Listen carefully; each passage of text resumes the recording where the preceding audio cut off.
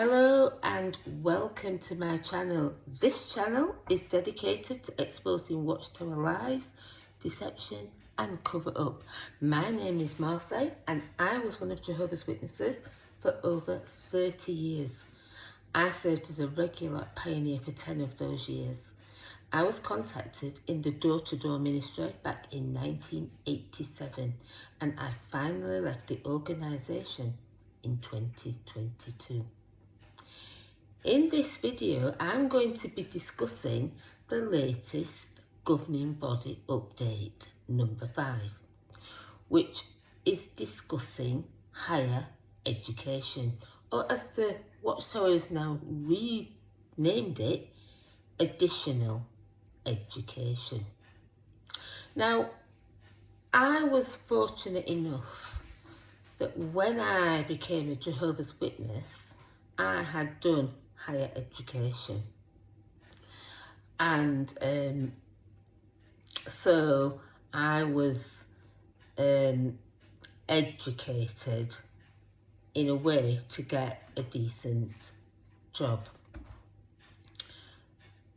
But I brought my children up as Jehovah's Witnesses, and when they got to the teenage years, I decided that my children could go on to further education or higher education, both of them. And this was frowned upon in the Watchtower and by Jehovah's Witnesses that I knew weren't happy that I had decided that Perry and Eloise could go on to higher education, because I didn't want them to have to struggle in life. So when I was a witness, it was regularly pushed out, and you were regularly told in the magazines, in the meetings, on assemblies and at conventions, that higher education was a no-no. And the reason for it being was these centres of education were a hotbed of immorality, one of the reasons. And also that they would be in contact with worldly people, fully immersed in contact with worldly people. Well, my argument about that is many of them go to school and they are immersed in contact with worldly people. They don't go to schools where they're all Jehovah's Witnesses. So that never really washed with me. That argument that it was hotbeds of immorality and they were going to come into contact with the world and drugs and things like that. Well, they get that at comprehensive school. They find that sort of thing going on. They're immersed in that and they can survive, and they have. But suddenly, when they don't have to be educated by the system, and they're old enough to go out into the world, it's not right for them to go out, because that way they're going to come into contact with people. They're of an age to talk to thinking people. That is what the Watchtower was scared of. They did not want them coming into contact with people who would talk about philosophy and other things that may bring the Watchtower into question. That is the real reason why, or one of the real reasons why. The other thing that they used to push at us regarding higher education was Armageddon is round the corner. What good is it going to be to have a degree in law or in to be a doctor or whatever they may go on to be, because just around the corner they're going to be, they need woodworkers, carpenters, builders and plumbers. That's what we were told. There wasn't going to be any need for any of these things. But yet now, we've got an update where they are now changing their stance on higher education. I'm going to call it higher education because when you leave school and go on to something else, it's higher education. So let's just have a little listen to what David Splain is telling us about this, as they call it, additional education. Let's just have a little listen to a little bit of this. Now, for the rest of our update, we're going to talk about secular education. And we'll be speaking primarily to young ones and their parents, although we all can benefit from this information. Many young people are asked, what do you want to do when you grow up? Of course, the best career is a life in full-time service. Even so, full-time servants need to support themselves financially. In some places, it's possible to earn a decent living without getting further education. In other lands, additional education is required if you hope to find employment that has reasonable hours and that pays fairly well. In such cases, a brother or sister may wonder, should I get additional education? If so, what type? Now, what do we mean by additional education? This refers to any secular education or training beyond the basic education provided by the government. It includes courses offered by universities, colleges, apprenticeships, trade schools, technical schools, vocational training, short courses, and continuing education. Is it appropriate for Christians to pursue additional education? With this update, we'd like to clarify our understanding. While there are dangers involved in pursuing certain forms of education, basically, whether to obtain additional education or not is a matter for personal decision. At Galatians 6:5, the Bible says, "For each one will carry his own load of responsibility." So, each adult must make his or her own decision on whether to obtain additional education. Parents are also responsible for decisions regarding their child's education, and their guidance can prepare their child to make wise decisions regarding education once he's an adult.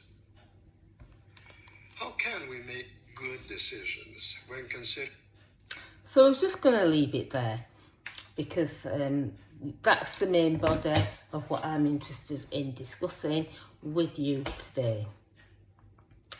So they are now saying that it is up to the individual to decide for himself whether or not to pursue higher education or further education. So why then has it taken all this time? I was a Jehovah's Witness for over 30 years for them to tell us that it's your own, up to you whether you pursue higher education or not. I find it a disgrace, to be honest, that at this stage, when there are people of my age who have turned down opportunities to have a good career, what would pay them well, and they could work less hours, have flogged themselves to death cleaning windows at the advice of the Watchtower. I think it's an absolute disgrace. Of course, everybody who's a Jehovah's Witness will say, oh, Jehovah has cleared it up for us. Oh, we can go to college now. But I want to say that the mind control programming is in place. So the parents are still going to say to the children, it's not a good thing. It's a hotbed of immorality. Armageddon's round the corner. Blah, blah, blah. And so just like the changes that we've seen with the toasting and the clinking of glasses, I mentioned a brother that I bumped into, and he was attending his brother's wedding the day after that announcement, and he raised a toast to the bride and groom, to which nobody responded in any way, shape or form because of the programming. And so this is how it will stay, because the programming's done its work. For most parents, they're going to be saying no. But the governing body can say to the governments, oh, we're not against higher education. Look, we're telling our young ones, it's up to them whether they go or not. You know, there's been a number of changes that's really brought the Watchtower into line with other religions. And, you know, the first one of them was the beard policy, the changing of the beard policy. People have been shunned, have been not spoken to, had the privileges removed because they had a beard. And suddenly, the governing body has decided, we're told, that it's all right. And before you could say Jack Flash, the governing body were covered in a beard, most of them.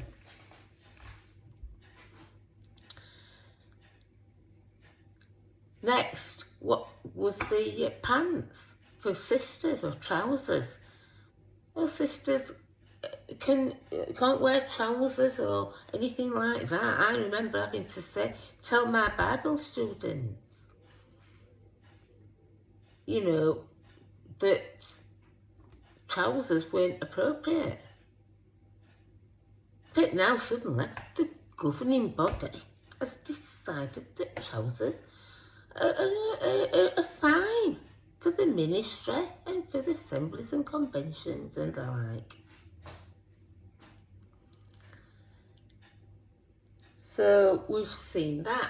Also, what we've seen is it's all right now to speak to disfellowship persons at the meeting and say greeting to them, or to invite them into the kingdom hall. It's all right to get in touch with them, to try and encourage them to come back to Jehovah. But all the publications up to that point condemned it and said that you were going against Jehovah God if you did those things. So did God float down on a cloud and tell them, oh yes, it's all right now, I've changed my mind? But no, it's nothing to do with Jehovah, it's the governing body who's decided. And as I've just mentioned, the change in raising your glass and clinking glasses and saying toasts and things, that's the governing body's decided that that's all right. It has no connection with false religion or paganism any longer. Nobody associates it with that. And I foretold that birthdays and Christmas are coming up, that they will say it's a matter for your own personal choice. You heard it here first. I've said it and I've told you. And this change now with education is a massive change. What about all the people who've got no pensions, or they've got no, because they were told Armageddon was coming and it wasn't. They didn't need educating. It's just so wrong. And I just had to make a video and say, you know, you Jehovah's Witnesses that are watching this, you need to wake up and see that your religion is changing into a mainstream religion before your eyes. Before your eyes. But I'm going to just finally mention in this video one thing that David Splain said, and we were told this. I was told this from when I entered the Watchtower in 1987, when I was first contacted. I started attending the meetings in 1990 when my son was born. And we were told, and are still being told from the platform, he's just mentioned it now, that a career in the full-time service is the best career for a person. Well, a career or a job is a paid position. You do not have a career that does not compensate you for the work that you do. So being a pioneer full-time is not a career. You are a volunteer. It's not a career. And the Bible says that the worker deserves his wages. Nowhere in the Bible does it say that you have to work for nothing for someone or any cause. There is a compensation plan. You should be compensated. Bethel workers should be paid. People should be paid for what they do. I'm not saying they should be paid for the preaching work, but they were expected to support themselves. And he mentions in his video that in some countries you can't get a decent job that pays enough without having some sort of higher education where you can apply for those jobs. There's hardly any jobs what will let you just go for them without any education. So all this, you know, the best education is pioneering, is just a load of old rubbish. I pioneered for over 10 years.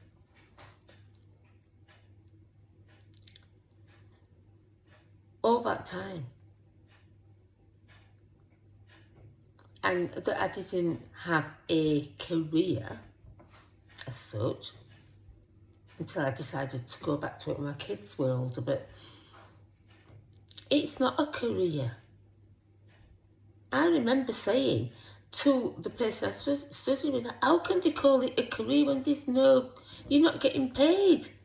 A career is a job. It's a form of work where you are compensated for the work you do so that you can live and you can pay your bills.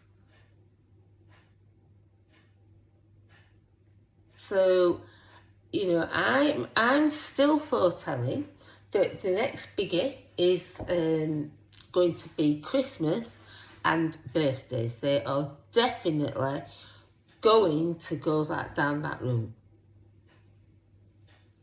As I said, you heard it here first. You heard it here. I've mentioned it before. And there are other major changes in the pipeline. Even the blood doctrine will change, where they will say it is up to the individual to decide for themselves. They're stepping away from all their old doctrines, the things they taught people and they made people stand by.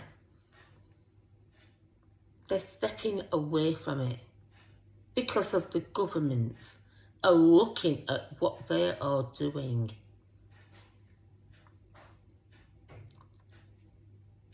And when you get Jeffrey Jackson standing up and lying in court, as he did to the Australian Royal Commission, you've got to ask yourself, Jehovah's Witnesses, what are you doing? Still supporting this organisation? Because the tower is falling and it is going to fall. And if you're not out, you will fall with it. So, I want to thank you for watching. And if you've enjoyed this video, and please share it, hit that notification bell and subscribe to my channel. And on that note, I'm gonna say bye.